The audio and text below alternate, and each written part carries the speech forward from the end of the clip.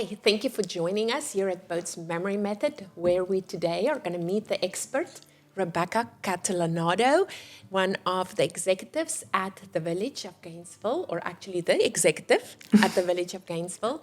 And we are so happy to have her here. We have known each other for quite some time now, and Rebecca has been an inspiration the way she's walking her journey in senior living with dementia care, and I'm so glad to have her. Rebecca, welcome, and will you please introduce yourself to the audience? Yes. Thank you for having me, Sarah. So as Sarah said, my name is Rebecca Catalanotto.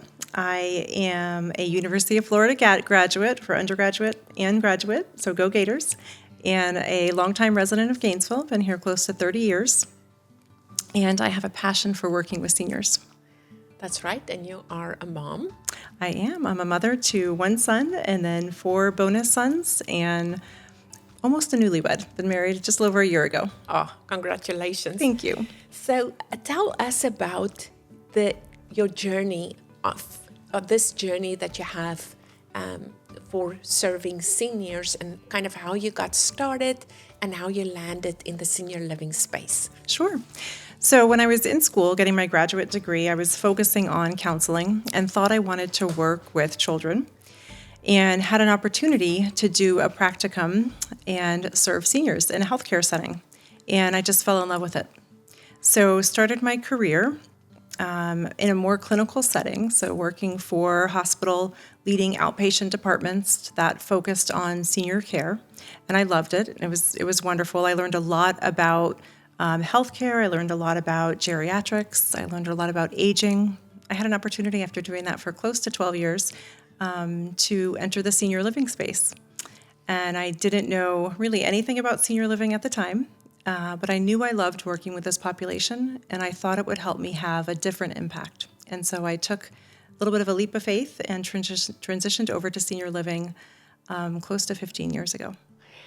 That is a great story, especially that jump from working with children and youth to falling in love with geriatrics. And something that you told me was how you knew you wanted to make an impact. What was beautiful to me as building relationships. Yeah, that's one of the benefits of working in senior living is we have an opportunity to serve seniors for years and years and years. And that means I get to know them, and they get to know me, and we get to build relationships. It's one of the best parts of the job. Yes, and you get to walk this journey together. Whatever happens, you are there for that senior throughout that journey, and what a beautiful experience. It is. It's a beautiful time of life. It's an incredible opportunity to serve people in what for many are their final chapters. That's right. And it's incredible. It's an honor. It is an honor. So with that experience and that perspective, let's pivot a little bit to some of the difficulties and the challenges that you encounter when you invite seniors onto your campus and you start that journey with them. Sure. One of the things that I tell our residents is that the greatest gift that they can give to their family is to have conversations about advanced care planning. Conversations about what their wishes are, conversations about how to prepare for these chapters of life. They can be difficult conversations, they can be challenging to have, but they can also lead to incredibly beautiful moments and deeper connections. So we encourage our residents, we encourage their families to have these conversations, to start by talking to your healthcare providers, and then extend those conversations onto your families and loved ones. Yes, such an important topic that we don't talk enough about, and how to have that difficult conversations and have it before we have a critical event. Absolutely. Or a critical diagnosis, so that conversations are being had way in advance. Absolutely, before you have to have the conversation. That's right, and I love how you say beautiful moments can come out of those difficult conversations. So tell me about your community, about dementia and the silver wave, the avalanche of dementia that's still coming, and how a senior living community such as yours position themselves to serve this population. Sure. So we're preparing because we know that every day 10,000 people turn 65.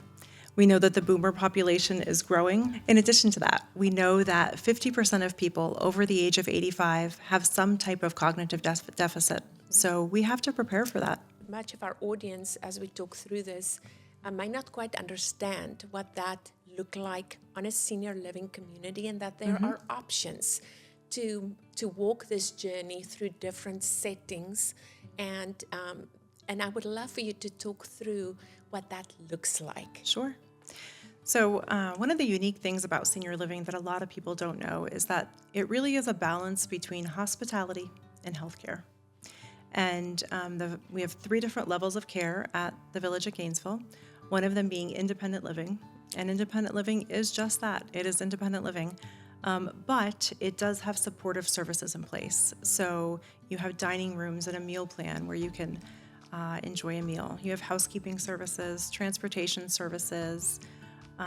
Probably most importantly, we know that the impact of socialization and of having still a purpose and interesting things to do is so important. We really saw that, especially through COVID. We saw the impact of loneliness and isolation on your health and on your cognition.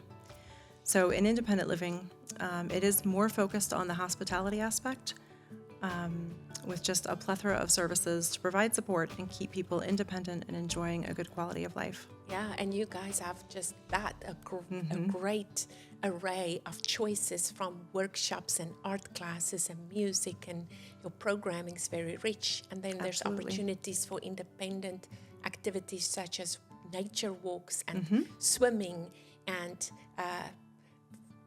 the new paddleboard craze, what's it called? Pickleball.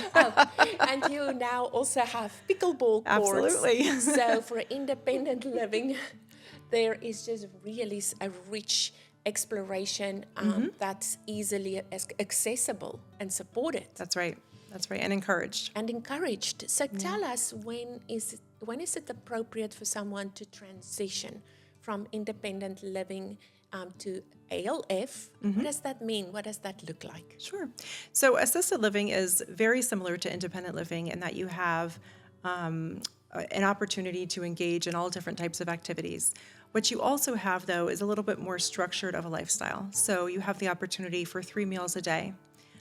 You have care assistants, whether they be CNAs or nurses, available just at the push of a button. You have support with your medications. That's it. You have support with the medication, and you have a structured day through activities. So you have support with your medications, you have support with appointments, and you have just more structure and opportunity for structure throughout your day. That's wonderful. So we talked from the IL side, where we're seeing in independent living a lot of dementia patients able to age in place with support, and then moving to the ALF as they need more care. And then the third layer of services that you have on campus is memory care. So will you talk us through what that looks like? Sure. So memory care is for persons experiencing cognitive decline or dementia that need a more safe and secure environment. At a certain stage with dementia, there certainly is an opportunity for a lot of hands-on care, healthcare aspect, medication management. But the most important thing that we do in memory care is help our residents have meaningful, purposeful days. You cannot say that better, is that putting meaning into a day for a person living with dementia is not just putting them in a safe environment where we check the boxes for medicine and for bathing and for eating, but going that one step further. Can you talk about what that looks like? Absolutely. A meaningful day? Yeah, it's so much more than making sure that somebody has their 3 meals and a bath and all of that. There's 2 components to it. There's education, so ensuring that we're providing education and support so that our staff understand the journey of dementia.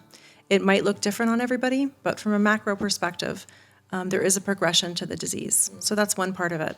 The second most important part is getting to know who our residents are. So getting to know who they are now, in addition to who they might have been, what they're passionate about, what they love, what they enjoy, what they don't like, what makes them smile, what brings them joy.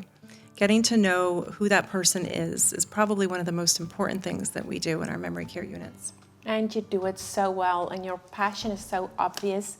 And that's the hope that we're bringing you today, is that senior living can be a beautiful experience where there is passion to create meaning. And at Boat's Memory Method, we like to say that dementia may steal your mind, but it's not going to steal your heart. And if we only take time to unlock the heart, we can create those joyful connections and joyful moments to have a meaningful day. Rebecca, thank you so much for joining us. And thank you for being here today. Be sure to leave us comments. Go to our YouTube channel, sign up for our YouTube, and tell us what you want to learn more about. You can also go to our website, boatsmemorymethod.com. That's Boats, BOTES. Sign up for our free newsletter and follow us on our other social media platforms, Facebook and Instagram. We'd love to see you there. Have a great day. Thank you, Rebecca. Thank you, Sarah.